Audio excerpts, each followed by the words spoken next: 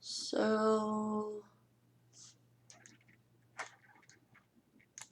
oh shoot. I was just watching a movie called Cyberbully, and it stars Emily Osment as a girl who goes to school and is picked on by like the pretty mean girl or whatever.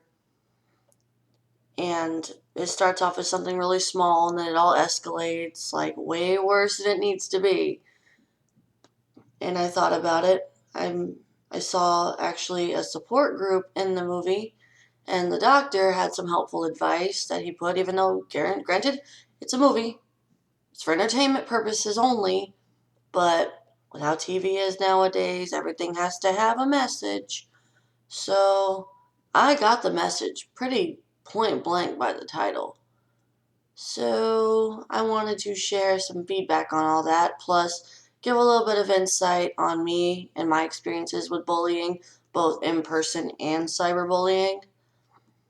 For one, I've caught myself a few times being a little bit of a bully, and when someone told me about it, I stopped right away because I refused to stoop to that level and make a habit of it. If I touch my face a lot, I'm sorry. It's an anxiety thing. This is really personal stuff.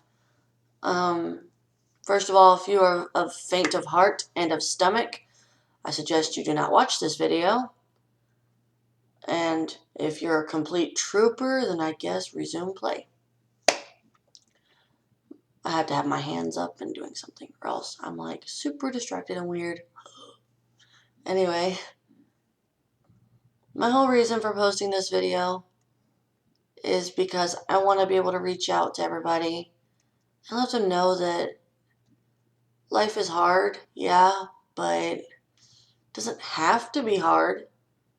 It's only as easy as you make it to be. Like, your checkbook won't balance itself, and you'll go into a huge overdraft, and then it'll be completely out of your control after a while if you don't do something about it. Well, this is sort of the same thing with bullying. If you don't do something about it, it can only get worse. That is, if you let them know the little things like it bothers you. For instance, your checkbook, you're overdrafted. Oh crap, I'm out of money. I'm overdrawn. I got that $37.50 of the overdraft fee, and then the $2.88 a day that I don't pay it. It just gets worse and worse and worse. Well, consider the bullies. You know, the big bully, the first attack is your $37.99. Let's just say that. And every day after that is your $2.88. It's going to get worse. You're going to get deeper and deeper into your hole. And you're not going to be able to climb out after so long. Now, my only question to you, America, is how far into that hole do you want to be before you actually end up being buried alive? Whether it be in credit card debt, or tax debt, or even social debt.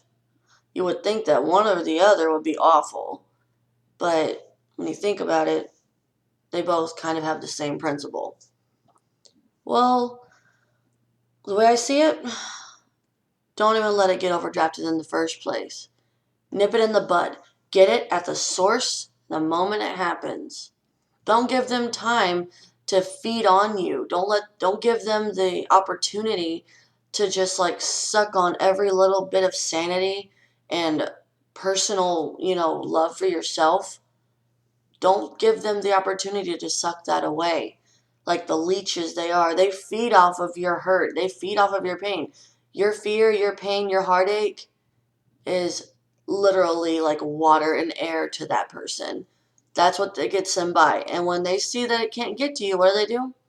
They either try to make it worse, or they will find someone they can get to. Now, my message to you guys is don't let that bully go more than like 3 days of 288 in you. Because all they'll do is eat you up and eat you up and add to it and add to it, and it's really bad.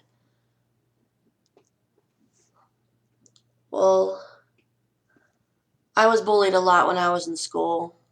I don't think I ever had a single day my entire life of being in the educational system where I would not be given shit for something. It was always something different. It was always something else. I was a virgin till I was 19 years old.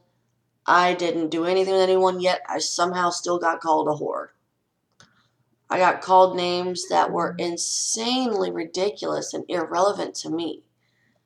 And people saw me get hurt. They mistook that for me thinking it was true. No, that was not the case. It was just plain blatantly hurtful. And there's no changing that. Now, in Cyberbully, Emily Osment plays Taylor Hillridge, and she's this really pretty, spunky, nice girl. Got two best friends in school. They drive her back and forth. They're just the typical good friends in your neighborhood. She gets involved whenever she gets her first computer. She gets involved with a site called Clicksters. And she doesn't really, think about what she says before she says. She thinks, oh, it's just the internet. Nobody can be that mean. I'll see them at school. Nothing's going to get to me. It's not going to take over me, blah, blah, blah. Well, shit gets real eventually, and then it just gets out of control. Well, I can kind of relate to her. I didn't let it bother me the first bit. I was nice despite everything. I was always kind. I didn't let them see me cry. And then they saw that it still bothered me because they found instances of where it bothered me. Like, for instance, everyone called me fat. So I started wearing baggier clothes, but I was still nice and social. I was still nice to them. I was still kind. They called me ugly. So I started wearing makeup, and yet I was still nice. They called me a freak because I didn't dye my hair every crazy color. They called me weird because I wasn't into the music they were into, and I wasn't really all for the way they talk. And back then, whenever I was growing up, swag was not in there. No. We didn't have swag. We had something like just awesome, if not awesome sauce. We had something a little bit less trendy. It all died within like a week, maybe. If we were lucky, it would last a week. I couldn't keep up. But anyway, I was always the uncool one because the moment that I thought I was following a trend where everyone would like me, because I didn't want to be picked on anymore, I'd find something new, and then it was just like, oh, well, that's old news, blah, blah, blah. That was so last week. No, that was different for me. I could not keep up, so I gave up. I started being myself. I started, appreciating who I was. I started saying, I may not like what they like, but that's really not my fault. That's their preference, and this is my preference. I like Backstreet Boys, they like NSYNC, or I like Aaron Carter, they like Neo, or Lil Wayne, or whatever they like these days. And given this is the 90s, Backstreet Boys and NSYNC were the bee's knees when I was growing up, so don't call me an old fart because you're just a young, arrogant little twat. Anyway, pardon my French. Being bullied was like the worst thing ever for me. I don't know if I could ever get past it. I am still bullied. At age 23, I am still picked on. I know, shocking, isn't it? Well, it gets better. I get picked on for being fat. In case you guys haven't noticed, I'm not exactly a twig, but I'm also not morbidly obese. I have no problems whatsoever landing a hot guy. Guaranteed I can land a hotter guy than you can dream about, sister. I can do just about anything that you can do, if not better. But here's the difference between me and you. I like what I'm good at because it's what I love to do. You like what you're good at is because everyone expects you to be good at it, and you have to be good or else you will lose your popularity. Well, guess what? In the adult world, where does popularity pay the bills? Where does swag, get your stuff in on time? How does swag get you to work? It doesn't. And that's why I'm trying to tell you kids who think that swag and being cooler than everyone else is actually not cool. It's actually really retarded. Being bullied is no joke. You may think it's all good and fun because you're poking fun at somebody. You may not think it's a big deal because you don't have that problem. That person has to live with their insecurities because of your opinions of who they are and what your relevant opinion is of who they should be. And they don't even get a good taste of what they really are because they're afraid that if they show who they are, that they're going to be rejected. And don't even try to start on me about rejection. Even as a bully, whether you admit you were one or not, you do not like rejection. Rejection sucks balls. And there's one thing I can promise you. If you want to be accepted, you have to learn to accept yourself for everything you have. You have to learn to love you. You have to learn how to actually embrace the inner person that is you. Your name's Sarah? Guess what? You embrace the inner Sarah. You love Sarah. Sarah's the shit. They ain't got to verify through nobody else. You don't have to ask anyone's permission. You don't have to ask anyone's opinion. You don't even have to have anyone's approval to be Sarah. Now, I have lots of cousins that are growing up in this modern age where trends are badass and where everyone thinks that they gotta be at a certain rank or whatever. Well, granted, they're kids, they're not going to care about anything else. God forbid their grades. Um, when I was growing up, I know I keep going back to this because I'm terrible with stories. Because I keep jumping back and forth. My ADHD is insane. I haven't slept all night, so I have to move my hands or else I get extremely distracted. Um, when I was growing up, I got picked on for having funny looking teeth, acne, hence all my scars. Got picked on for the way I dressed because I did not have the best clothes. I didn't have any friends because nobody wanted to hang out with me because I looked weird. Nobody wanted to get to know me. Anytime someone did, they thought I was just too weird because I was so overly jumpy happy that someone said hi to me. So I couldn't even fathom, having a friend, much less being able to stomach my excitement for somebody wanting to know how my day is, whether they knew me or not. I became everyone's instant best friend. I wouldn't leave anyone alone. I annoyed the piss out of everybody because I talked too much and I just pretended all the time because I just didn't want anyone to think I was stupid. Well, one day when I was like 12, I decided, I like what I like. I can't help it. So I want to see if there's anyone out there who likes what I do. Instead of me having to like what they like, I wonder if there's anyone out there who likes what I like. I'll show it to them if they don't know what it is. There's a good chance they may not like it, but there's also a chance that maybe they will. You never know. But a good enough friend would hopefully see me for how I treat them and not by what I like and what things I'm into. It's great to have some common ground, not gonna lie, because you don't want a friend that's like totally opposite you to where you can't relate in any way. But if you have something small, like for instance, a favorite food, or maybe, a favorite store to shop at, that kind of thing is like, it can go a long way if you let it. But just don't base your entire friendship around common ground. And bullies will feed off of that shit too. Because my difference here between my story and Taylor's from Cyberbully, I didn't have two friends to back me up. I was alone. I was cornered in the bathrooms and given freaking I was giving swirlies. I was given swirlies. And what they would do is they would stick my head in the toilet and flush. And of course, they would make a point for there to be some pee in there, but of course, I fought them off and everything, and I flushed the toilet. And they stuck my head in there, so I luckily did not get pee in my hair. I had to walk around school with wet hair. In the locker rooms, they would take my clothes and move them to another locker, or they'd throw them in the showers and drench them, and I had to wear my PE uniform all day. That sucked balls. So embarrassing. Because my legs are so white, and everyone picked on me because I never went outside. Um, I was a nerdy looking little thing, I'm not gonna lie. Huge teeth, big glasses, ugly hair that didn't part like this, didn't have all this epicness in it.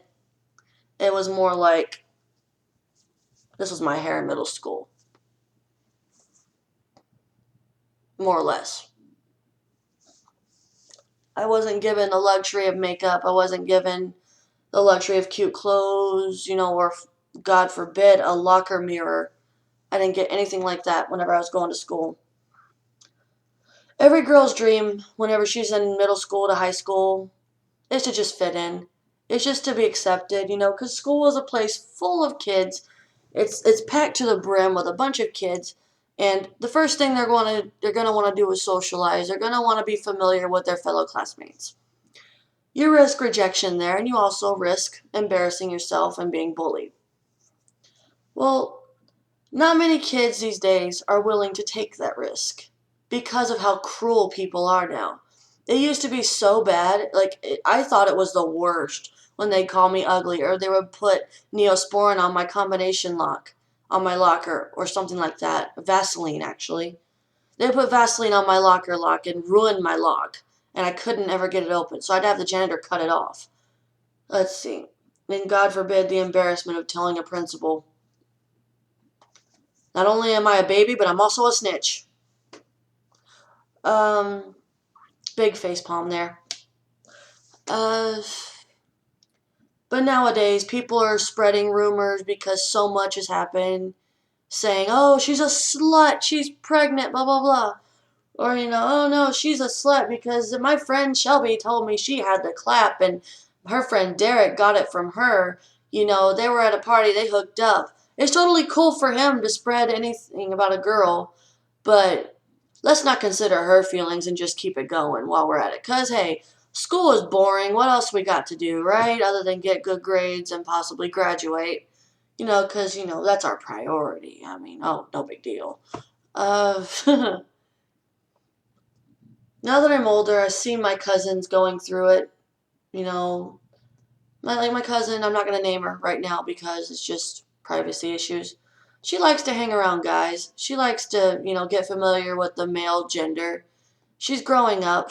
I can't stop it. As much as I'd love to, I can't. She's always going to be my baby cousin. I'll always protect her like a sister. You know who you are. I love you. Miss you. Um, to see these guys talk about her, to see these other girls call her a friend to her face and then turn around and be all like they're too high and mighty to hang out with her, you'll never have a good a friend as her. She has not done anything to anyone. People are going around school calling her a slut because she likes to hang around guys. She likes to date around. She's 14, almost 15. She's still getting in touch with her body and learning about her personal preferences when it comes to guys. She's just testing the field. She's just testing the waters. There's nothing wrong with it. As long as she's not having sex, that's fine because I won't have to kill him and her. She's doing what any normal teenager would do. She's exploring the world outside her home. She's doing something that she likes to do, and she's not hurting anyone. She's not talking mess. She's nice to everyone. She's social. She's a big, ginormous social butterfly. Can land on just about anyone and make them feel pretty, you know? And she's being picked on right now, and I feel bad for being all the way in Wisconsin, not being able to stand up for her because her mom's too busy. Of course, she always thinks mother's never too busy to tend to her kids. They say that until they miss the majority of their kids' lives and call it their fault whenever they really haven't done anything. That's what a bully does. They notice a kid who has it hard, and whether they have it hard or not, they'll feed on it. For instance, a lot of bullies nowadays, they're seemingly perfect. They seem like they have it all. They got rich dads and drive fancy cars and have a guaranteed scholarship. Their life is set, But when it comes down to it, those rich families actually are not as great off as you think because their kids don't see their parents hardly at all because their parents are constantly working. That kind of money doesn't really come easy, and it doesn't come cheap, and it doesn't ever come without losing a few winks of sleep. So the only thing I can think of being a bully and everything, what they do, why they do it, is because they have something missing. They need a certain way to vent their anger towards their parents, but can't seem to do it to their parents. So they try to pick on somebody who's around their level, if not just a bit lower. They have no idea who they're dealing with whenever they pick on someone. And they may not think so. They may think it's funny. They may think it's cute. But it hurts more knowing that this person is going through this stuff alone at the bully's expense, and the bully themselves can't really seem to grasp that maybe that person hasn't done anything wrong, doesn't deserve it. So they start beating the kid up more, beating the victim up more and more and more, because they're too big of cowards to really beat themselves up, or at least, be nice enough to have the courtesy just to stop. They don't ever quit, and that's what makes it so much worse. That's what escalates it all. In America, I hate seeing you guys go through this. There's so many suicides because of what kids are doing now. I honestly don't think you should let your kids have a computer or access to a cell phone until they're at least 13 and we're like trained beforehand and informed of what's going on. If you're one of those parents where you believe, oh, my kids got to learn by themselves, they got to learn, go with the grind, don't go against the grain, go with it. No. You're seriously setting your kids up for a really bad position, and you're going to be dealing with a lot of hurt and a lot of pain and a lot of responsibility, whether it be legal, medical, or financial. The whole thing revolves around your choices as a parent to actually protect your kids, make them aware of all of this, make them listen, do what it takes, stick to your rules. Do not break your ground. Stand on it, firm and tough. Your kid's gonna whine. They're gonna wail. Guess what? Who cares? The bullies don't care how miserable their life is at home. They only care about making your kids miserable too, because they're miserable and they don't really give a shit about what happens to them. So why give a shit about what happens to anyone else, right? My main point here, since I'm ranting and raving about bullies and why they do it, and I told you a few of my experiences too, I want it to be helpful. I want you guys to know that the world is not a terrible place. It's just the people you succumb to and the people that you do anything to please whenever you haven't even asked yourself, are they worth it? Are they even worth my time? Yeah, they're popular, but you know what? I'd rather be invisible than have to deal with the shit they do. I would rather be completely oblivious and live my life not having a cell phone till I'm like 17, which I did, by the way. I would rather not make myself susceptible to that kind of hurt. And I would never put my kids through it. I would never want to see my kid come home crying and me be too high and mighty and busy with my fancy ass job to cater to their feelings. Because your kids trust you, parents. They do. They may not seem like it, but they do. They look up to you more than anything. They may think you're the enemy, but you know what? That's just the child's mind acting like my mom's not doing what I want them to do. So I'm going to yell and scream and make them out to be the enemy. Mom, Dad, don't do it. Don't sit there and let them think you're the enemy. What you do is you do more stuff. You actually say, here, give me your phone, but let them keep the computer. If they say, you don't love me, you don't want me to have anything nice, blah, blah, blah. Well, I'm like, you know what? I actually would say, you're right. If me not loving you and me not letting you have anything nice will keep you from getting hurt, if I have to, I will homeschool you. Then I guess I don't love you and I don't want nothing, for you to be, bleh. I guess I don't love you and I don't want you to have anything nice. Like, I knew it and I want to leave here, but I'm going to call CPS. You're neglecting me. I'm like, go ahead. I'd rather see my kids, if I ever had any, I'd rather see my kids live a long life of being pissed off at me for thinking I don't love them than to ever give in, saying I love them whenever I really do, and letting them have everything they want, and letting them get hurt, and not helping them. Because when you do love your kids, you help them. You do what it takes. You take time off your job. You do whatever the fuck it takes. Don't be a negligent ass mother. Don't be a negligent ass father. Because being a negligent parent starts by giving them what they want, not what they need. And when there's a bully around, they need you. They all need you more than anything. And when you disappoint them by shooting them down and coming at them the wrong way, no. No one knows your kids better than you do. And you need to stay on top of your shit. Keep your guns loaded and cocked and ready to go for any case of emergency. And coming from someone who's been bullied, who hasn't had anyone really be there for her, who didn't even have parents to really be there.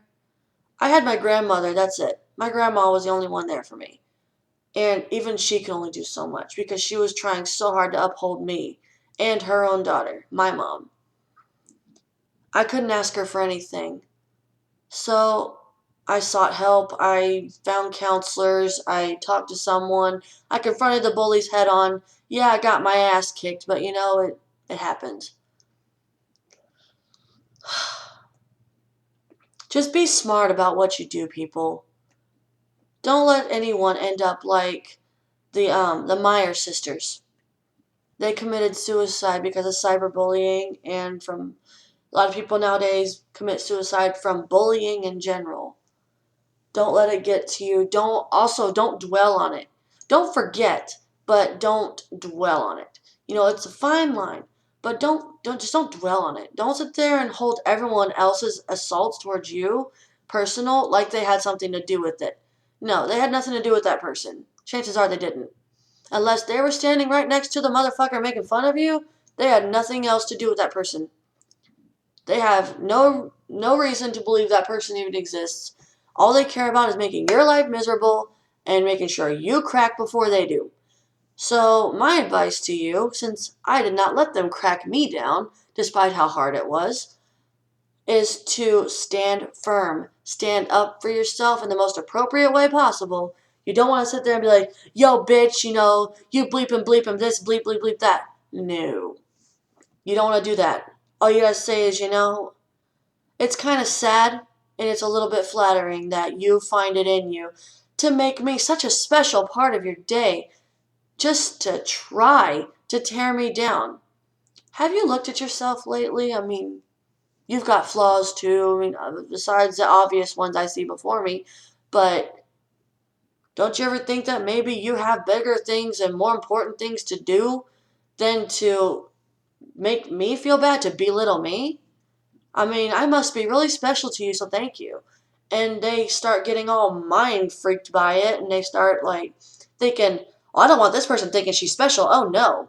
I want her to hurt. I want her to feel bad. I want him to hurt. I want him to cry. I want him to go to bed thinking about how he can please me. No. You just say, I'm so glad I'm so special to you that you have to dedicate your entire life trying to make mine a living hell.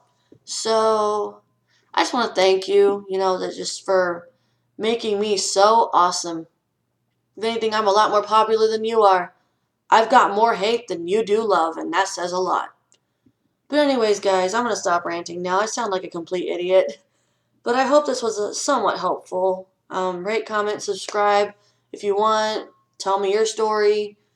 Tell me anything you might want help with. If you want to vent, go ahead. I can listen. Want advice? Go ahead. I can try. Don't make fun of my hair because it's an awful hair day today. No, you're not alone.